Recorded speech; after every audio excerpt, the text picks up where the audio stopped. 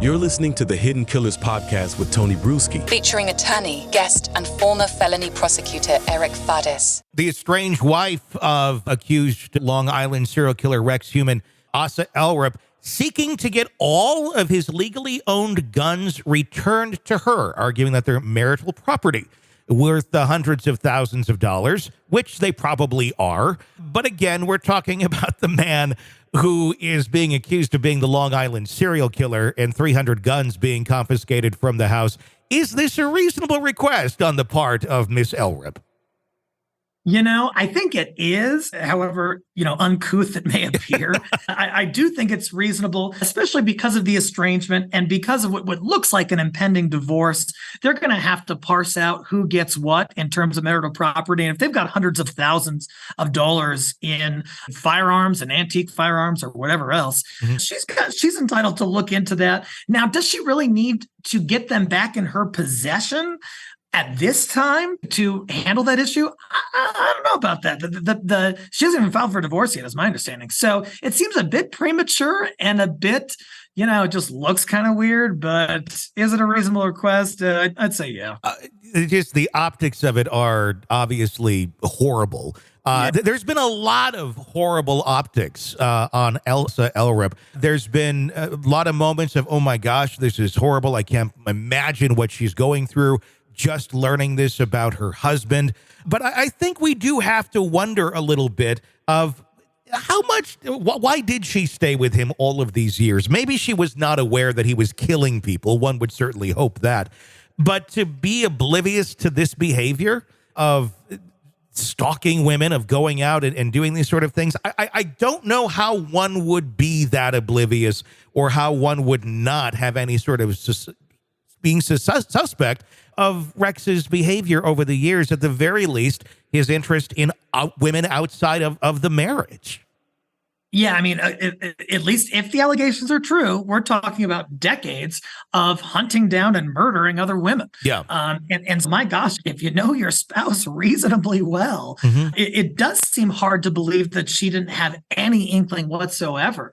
Now, on the other hand, some of the allegations state that Rex Heuermann committed some of these acts while his family was away, and he did it at his own residence. And so on top of that, he's a pretty furtive, secret dude, and he was gotten away with this allegedly for decades. So was he able to truly conceal these gruesome activities from his spouse? If there's anyone that could do it, it might be him. Very, very much so. When we're looking at some of this, I want to go back to Asa again, because there just seems to be so much that's coming out here with her actions. Really, that's why we're talking about them. We're going on more than a month now of them, Asa and the children, going out onto the porch every day, complaining about how bad it is, that their home is going to cost so much to fix, even though they've already now been given $55,000 from strangers to go and fix the home and do all that sort of stuff, which is what they signed up for. But it seems to be a lot of, we need money, look at us, don't talk to us, but we're going to stand here and wave our hands and sit on our porch and ask for money, and we want your attention. I don't know. I'm so kind of enthralled with this behavior because it is so unlike anyone else I've ever seen who has had something like this happen, where a spouse is arrested for a horrible crime, and there has yet to be one note of, I'm sorry for those victims. This is horrible. It's been pretty much, we need money. We're horribly victimized as well. And I can't believe we're going to sue the police, too, because they came to our house and arrested our husband and ripped it up while they were looking for things. It just seems completely nuts. It seems out of character. It seems out of conscionable character, I guess I should say, because we don't know her character. Yeah, no, I feel you. And it's sort of, at least from an onlooker's perspective who's detached from this case, it kind of has an air of her being an opportunist and trying to to capitalize on this. Now, that being said, that family, if they had nothing to do with this, is probably reeling. Their life is wrong. Sure. And so, people don't always act right when they're in that circumstance. Now, if it were me and if I were her counsel, would I advise her to be less public and make less requests and stop asking for money? Absolutely at this juncture. But, again, it's just, I don't know what they're dealing with internally, what the family dynamic is like after this huge severance. And I've just got to wonder if some of those chaotic factors are influencing some of this behavior.